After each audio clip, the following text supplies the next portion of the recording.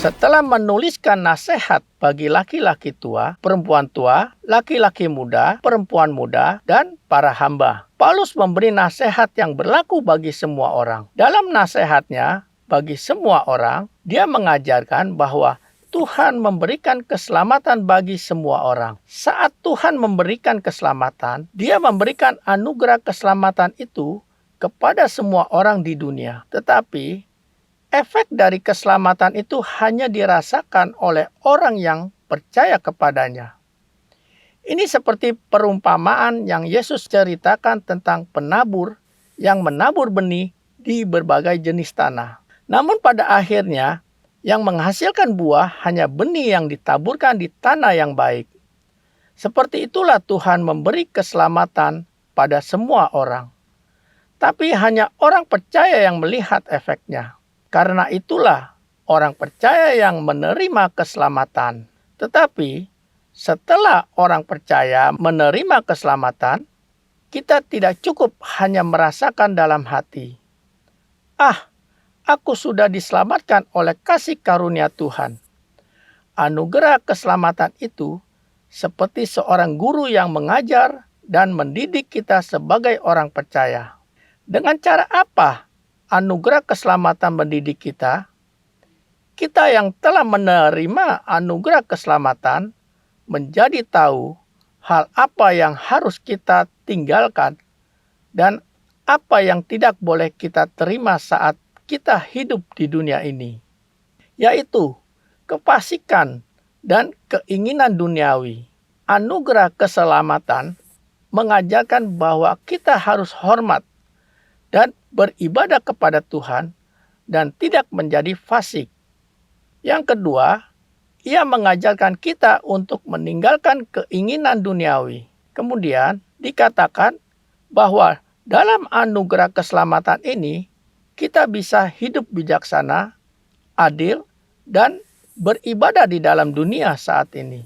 Anda bisa melihat bahwa kata kebijaksanaan yang muncul sebelumnya muncul kembali di sini. Jadi, anugerah keselamatan membuka jalan bagi kita untuk hidup dengan bijaksana, adil, dan beribadah.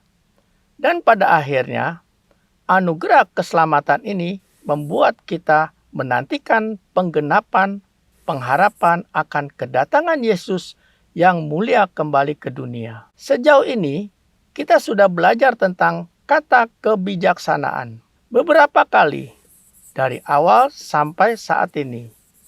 Ini adalah kata yang banyak kita temui di pasal ini.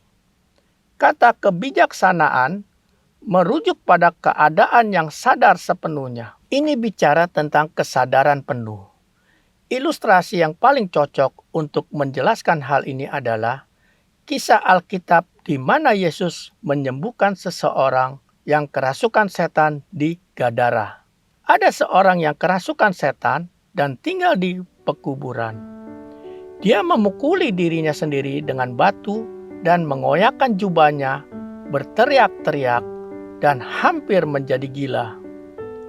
Lalu Yesus bertemu dengan orang itu dan mengusir setan dari dalam dirinya.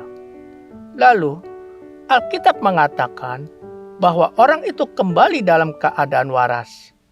Ini yang tertulis di Alkitab. Karena itu, Paulus selalu menggunakan kata bijaksana dalam nasihat yang diberikan pada setiap kalangan jemaat. Yang dimaksud adalah kita harus melayani Tuhan dengan kesadaran penuh dan sikap yang benar. Sekarang kita bisa berkata bahwa kita telah menerima anugerah penebusan. Saya akan menjelaskan apa yang dimaksud dengan penebusan. Penebusan adalah saat Yesus menyerahkan dirinya bagi kita. Apa arti penebusan? Penebusan selalu memiliki dua arti. Yang pertama adalah pelepasan. Tuhan melepaskan kita seperti seorang yang terjatuh ke dalam air dan diselamatkan. Lalu, setelah melepaskan orang itu, Yesus tidak membiarkan dia duduk di tanah. Dia membawa orang itu ke sebuah rumah, memberinya makanan, dan pakaian. Lalu mengembalikannya ke kehidupan normal. Seperti itulah Tuhan mengembalikan kita. Tuhan mengembalikan kita kemana?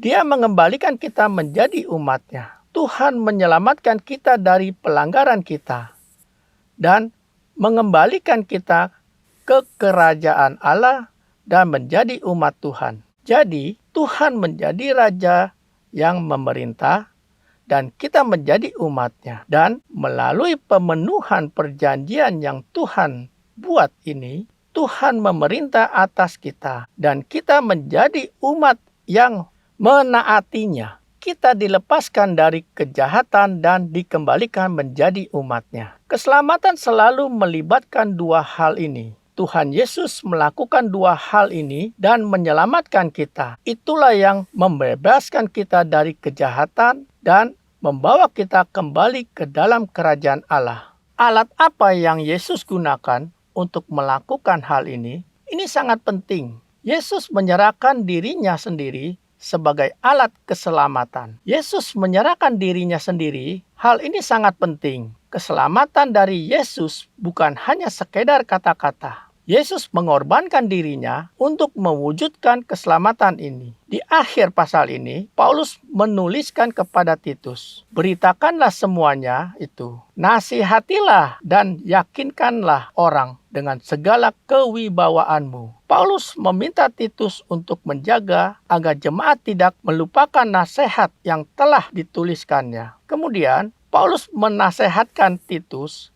sebagai gembala muda untuk mengatakan semua ini dengan kewibawaan agar tidak ada orang yang menganggap Titus rendah. Itulah yang Paulus katakan. Jadi, saat Titus berbicara sesuai dengan cara yang Paulus ajarkan, dia memiliki wibawa yang luar biasa. Mari kita berpikir sejenak tentang penerapan firman hari ini dalam hidup kita.